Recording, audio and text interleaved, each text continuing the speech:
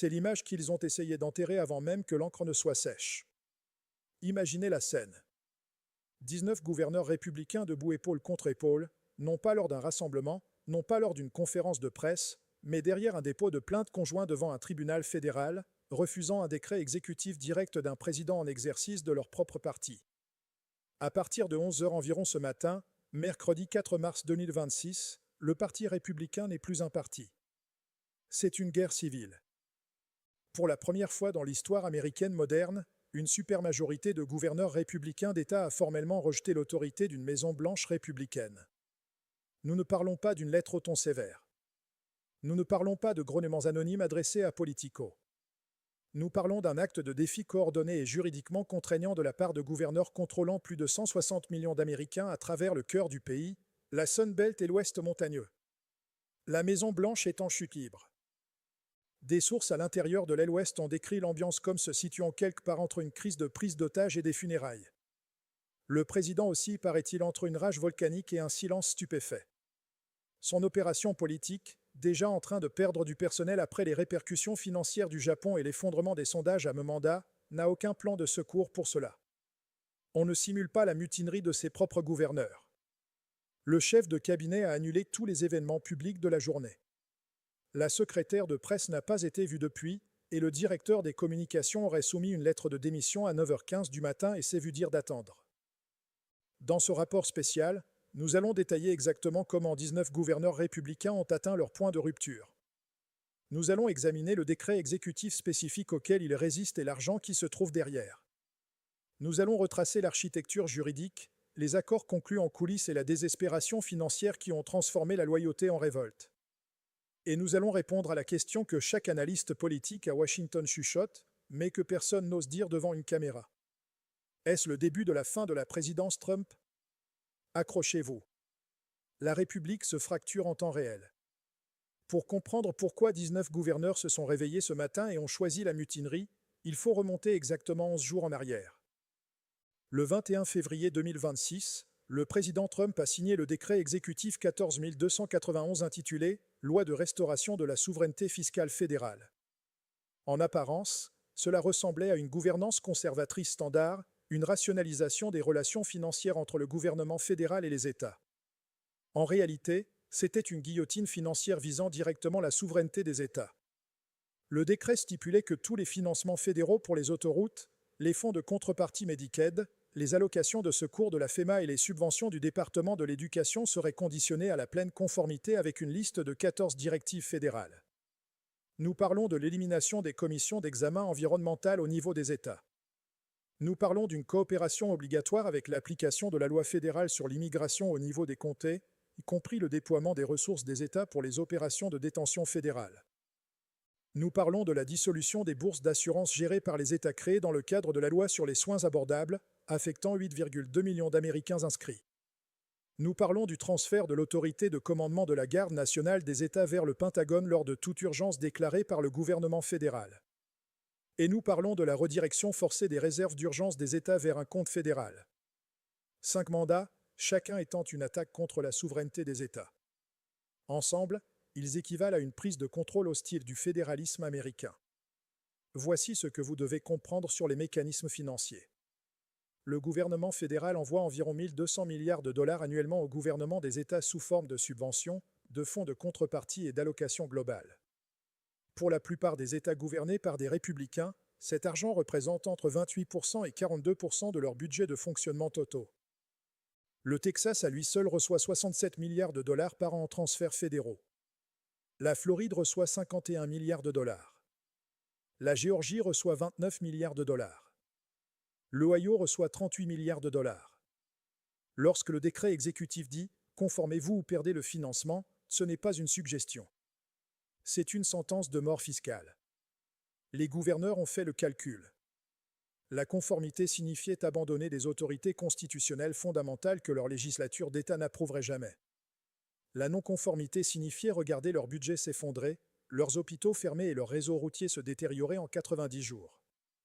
Mais voici le piège, et c'est la partie que personne dans les médias grand public n'a remarqué pendant les 5 premiers jours.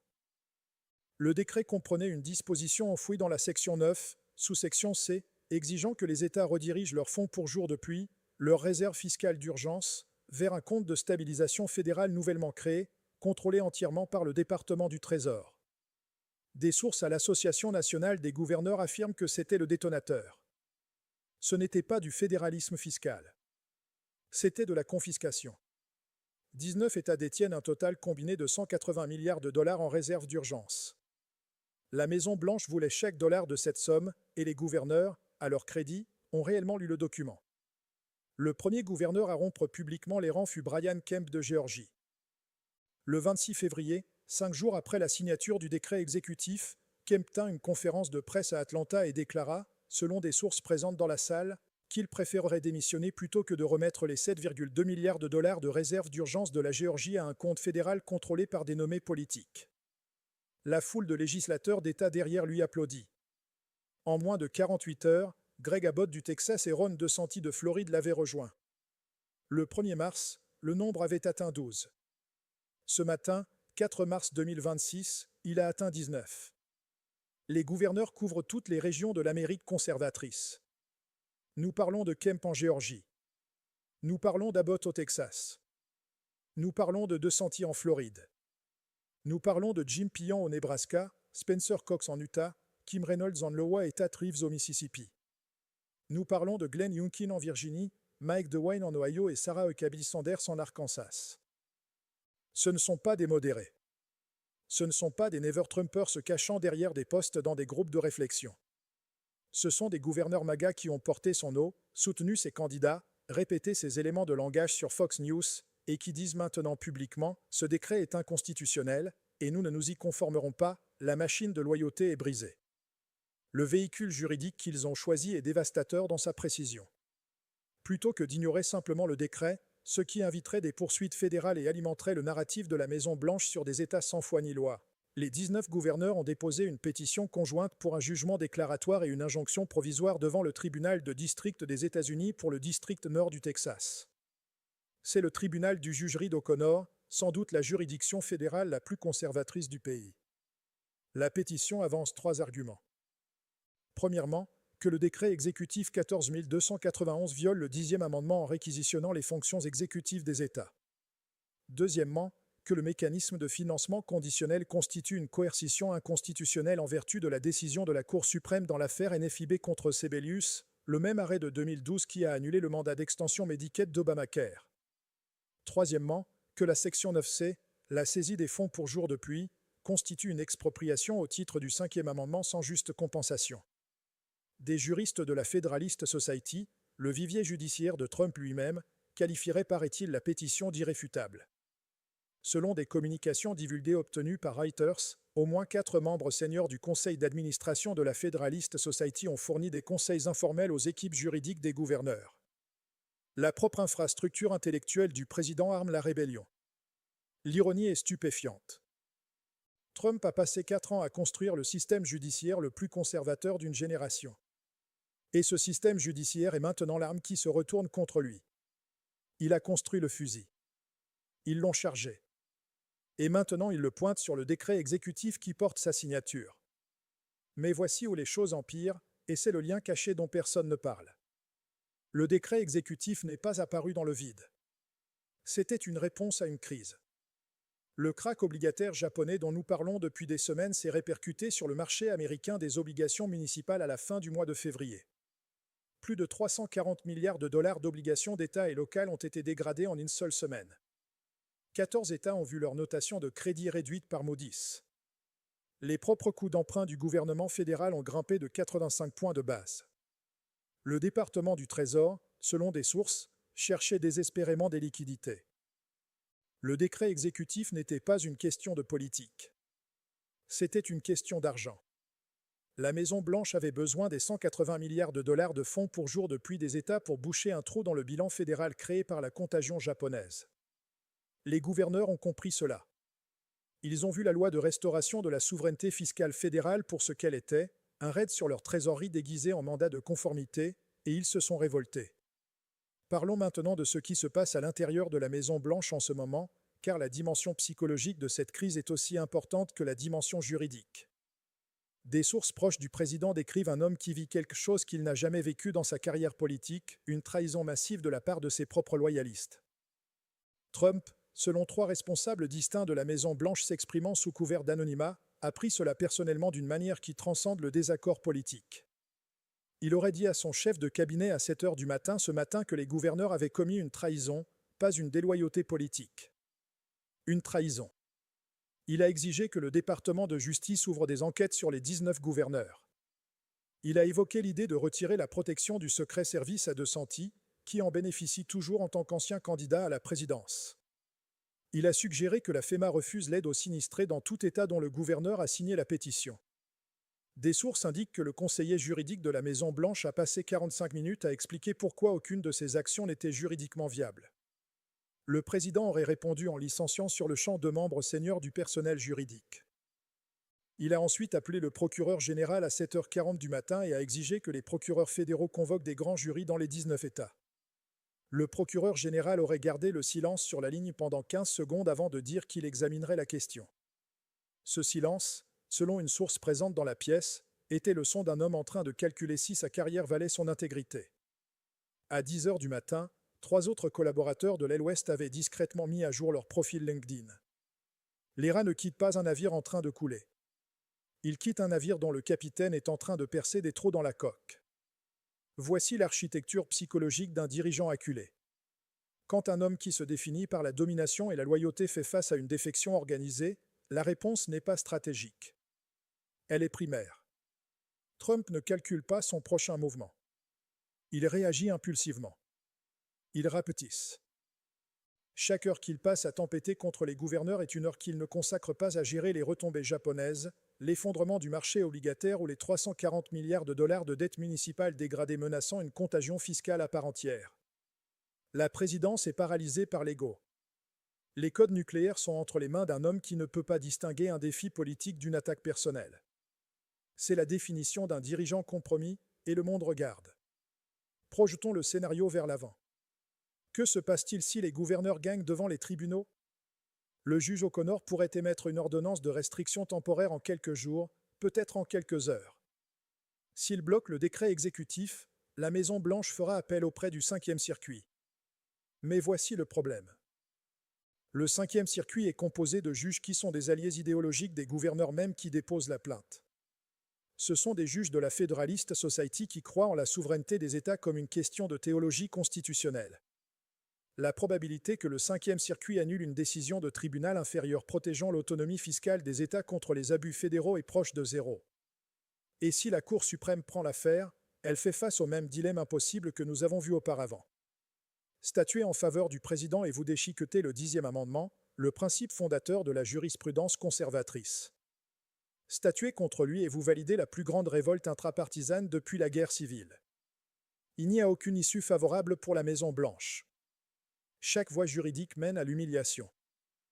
Mais le combat juridique n'est que la moitié de l'histoire. La cascade financière est le tueur silencieux que personne à Washington ne veut reconnaître. Ces 19 États contrôlent environ 58% du PIB américain. Ils emploient plus de 4,3 millions de travailleurs d'État. Ils gèrent 2100 milliards de dollars de budgets annuels.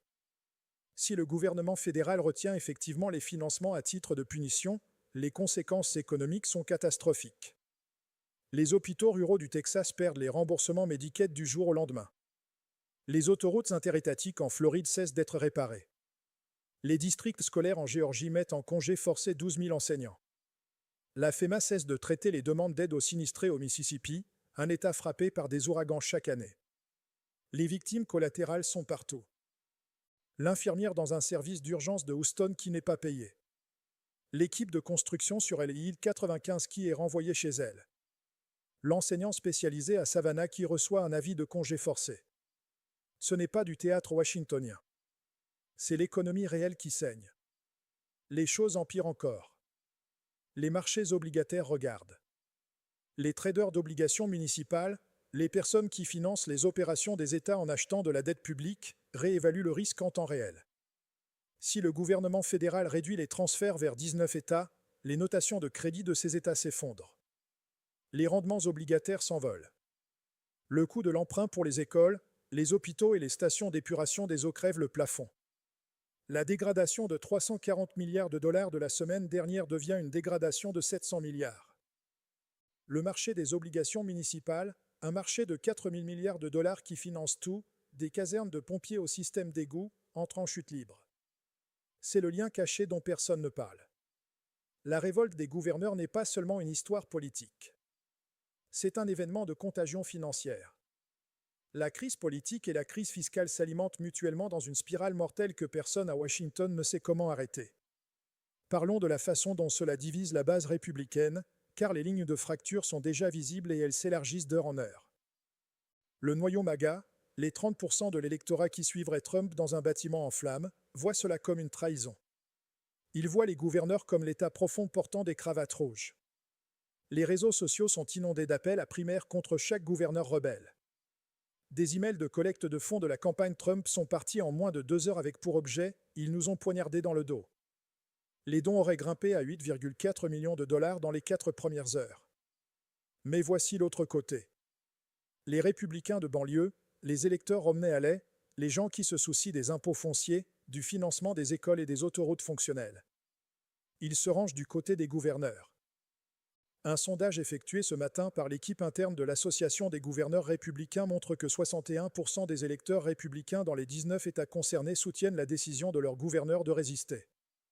Parmi les indépendants, ce chiffre est de 78%. Le président gagne la bataille de la colère et perd la guerre des chiffres. C'est une sentence de mort dans une démocratie. À quoi cela ressemble-t-il depuis Pékin? Que voit Xi Jinping quand il ouvre son briefing de renseignement matinal? Il voit la démocratie la plus puissante du monde dans un état d'effondrement institutionnel. Il voit un président en guerre avec son propre parti, un marché obligataire en chute libre, une armée dont la structure de commandement de la garde nationale est contestée entre le gouvernement fédéral et les États, et un système fiscal menaçant de se cannibaliser lui-même. Ce n'est pas la projection de la force. C'est la projection d'un système qui se dévore lui-même. Chaque dirigeant autoritaire sur Terre prend des notes. Si l'Amérique ne peut même pas s'accorder en interne sur qui contrôle la garde nationale, comment va-t-elle projeter sa force dans le détroit de Taïwan ou faire respecter les sanctions contre l'Iran? La révolte des gouverneurs est un signal géopolitique, et le message qu'il envoie à chaque adversaire est sans équivoque. L'Empire est distrait. Agissez maintenant. Entrons dans les détails techniques du mécanisme constitutionnel en jeu, car c'est l'architecture juridique spécifique qui déterminera l'issue. Le 10e amendement réserve aux États tous les pouvoirs non délégués au gouvernement fédéral. La Cour suprême dans l'affaire Prince contre États-Unis en 1997 a statué que le gouvernement fédéral ne peut pas réquisitionner des fonctionnaires exécutifs des États pour faire appliquer la loi fédérale. Dans New York contre États-Unis en 1992, la Cour a jugé que le Congrès ne peut pas contraindre les États à adopter ou à administrer des programmes de réglementation fédéraux. La doctrine du financement conditionnel établie dans South Dakota contre Dole en 1987 permet au gouvernement fédéral d'assortir les subventions de conditions, mais avec des limites. Les conditions doivent être liées à l'objet des dépenses. Elles ne peuvent pas être coercitives et ne peuvent pas violer des protections constitutionnelles indépendantes. Le décret exécutif 14 291 franchit chacune de ces lignes. Prendre le contrôle de l'autorité de la garde nationale, c'est de la réquisition. Saisir les fonds pour jour de pluie, c'est une expropriation. Conditionner 1200 milliards de dollars de dépenses à la conformité avec 14 mandats politiques sans rapport, c'est une coercition caractérisée. Le précédent juridique est écrasant. La seule question est de savoir si les tribunaux l'appliqueront contre ce président. Poussons maintenant cela à l'extrême, car c'est là où la théorie constitutionnelle rencontre le pouvoir brut. Imaginez que nous sommes le 15 mars, dans 11 jours. L'ordonnance de restriction temporaire a été émise. Le président refuse de s'y conformer. Il ordonne au Trésor de retenir les paiements quand même, invoquant le privilège exécutif et la sécurité nationale. Les gouverneurs répondent en demandant à leur trésorier d'État d'intercepter les recettes fiscales fédérales collectées sur leur territoire. Le Texas à lui seul collecte plus de 280 milliards de dollars d'impôts fédéraux annuellement. Si Abbott ordonne aux contrôleurs du Texas de séquestrer ne serait-ce que 10% de cela, soit 28 milliards, et de les rediriger vers des comptes d'État pour remplacer les fonds fédéraux retenus, nous sommes en territoire constitutionnel inexploré. Ce n'est pas une fermeture du gouvernement. C'est une sécession fiscale.